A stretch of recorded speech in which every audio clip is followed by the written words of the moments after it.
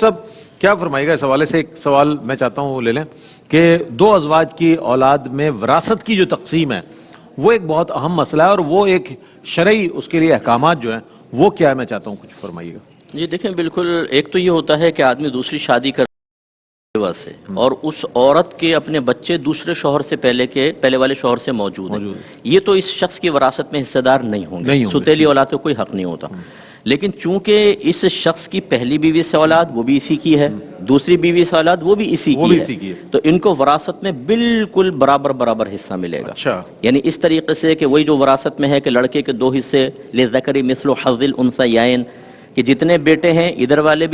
بھی ان کو دو حصے ملیں گے، اور جتنی بچیاں ہیں ادھر والی ان کو سنگل ملے گا۔ اور چونکہ اولاد موجود ہے اس لیے بیویوں کو جو ہے 1/8 ملے گا، کل مال کا 8واں حصہ جو ان دونوں بیویوں میں برابر تقسیم ہوگا۔ پہلے 8واں حصہ نکال کے دونوں بیویوں میں برابر تقسیم ہوگا، پھر اولاد کے اندر لڑکوں کو ڈبل حصہ، بچیوں کو نصف ملتا ہے اس کا، لیکن دونوں کو ملے گا۔ یہ نہیں کر سکتے کہ یہ لوگ مطالبہ کریں والی کو کم ملے اور پہلے والی کو زیادہ ملے، ایسا نہیں ہے کہ باپ کو بٹھا کے بلیک میل کرتے ہیں، ساری پراپرٹی پہ سائن کریں، ہمارے نام کریں، ٹھیک ہے آپ نے شادی کی جائیں۔ خوف یہ ہوتا ہے کہ باپ کی پراپرٹی نکل جائے گی، دکانیں چلی جائیں گی، فلاں بنگلہ چلا جائے گا، فلاں چیز چلی جائے گی، تو وہ کہتے ہیں بھائی یہ ابا جان نے کیا کر لیا آخری عمر میں۔ اب مجھے ایک خاتون نے بتایا، یہ دردناک پہلو بھی دیکھیے، ایک خاتون نے مجھے یہ مسئلہ پوچھا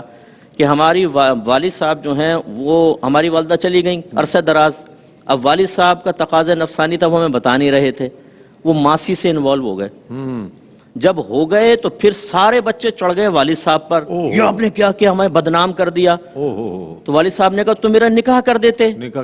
تم نکاح میرا کر نہیں رہے ہو کہ جی اب میرا یہ پراپرٹی سب تقسیم ہو جائے گی، تو شیطان نے بہکایا، مجھ سے ایسا ہو گیا۔ تو یہ بھی تو دیکھیں، ایک آدمی اگر زنا کر لے، حرام کام کی طرف بڑے، تب آپ راضی رہیں گے؟ آپ اس پر بھی اس کو نہیں چھوڑیں گے، اور اس نے جائز اور مباح کام کیا تب بھی نہیں چھوڑیں گے، اور پھر آپ کہتے ہیں کہ نہیں جو اس اولاد کا حق شریعت نے، اللہ نے مقرر کیا، اسے ساقط کر کے سب ہمیں دے دیں۔ کیوں اپنے والد کے لیے جہنم کا راستہ آپ آسان کرنے کی کوشش کر رہے ہیں؟ اگر وہ ناانصافی کریں گے، نبی کریم صلی اللہ علیہ وسلم نے فرمایا جو کسی وارث کو وراثت سے محروم کرے، اللہ تبارک و تعالیٰ اس کو جنت کی میراث سے محروم فرما دے گا۔ اس کا مطلب اگر والد صاحب ناانصافی کریں گے، وہ گئے، اور خود آپ بھی پھنس رہے ہیں کہ آپ یہ کہہ رہے ہیں ان کو وراثت مت دیں، وراثت ہمیں ملنی چاہیے، بزور طاقت اگر کروائی جائے، بزور طاقت آپ کروا رہے ہیں، والد صاحب کو پریشر میں لے کے، ان کو ٹینشن دے کر، ان کو ٹارچر کر کے، یہ سب حرام اور خاندان کا پریشر ڈلوا کر۔ اس میں ایک اطمینان کی بات میں کر دیتا ہوں، بس آخری جملہ، کہ دیکھیں اللہ تبارک و تعالیٰ بعض اوقات کسی کا مال کسی کو دیتا ہے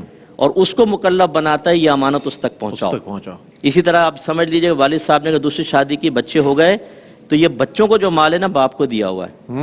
کہ ان بچوں کو اتنا پہنچاؤ، ان بچوں کو اتنا پہنچاؤ۔ اب جو اللہ نے مقرر کیا، آپ اسے کیوں اس کے بیچ میں رکاوٹ بن رہے ہیں؟ یہ ذہن بنائیے بھائی ٹھیک ہے ہمارے رب نے ان کا حصہ رکھا تھا، اے اللہ ہم تیری رضا پر راضی ہیں، جس کا حق ہے اس کو پہنچائیں گے۔ والد صاحب کو فورس نہ کریں اور پرسکون ماحول۔ کیا بات، بہت آئیڈیل سچویشن مفتی صاحب نے بتائی ہے۔ اللہ کرے کہ ہر گھر میں یہ نظام قائم ہو جائے، جو شریعت نے حکم دیا ہے اس کو مقدم رکھیں، اپنی طبیعت کو، اپنے مزاج کو، اپنی خوشی اور اپنی اس کو مرضی کو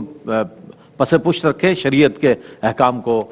زیادہ آگے رکھیں، اور اس کی اسی پر اطلاق ہونا چاہیے۔